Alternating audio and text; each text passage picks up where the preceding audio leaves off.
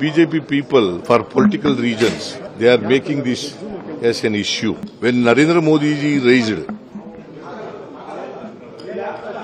additional excise duty on petrol and diesel, they are keeping quiet. About 10 times more they have raised. Narendra Modi, when he came to power,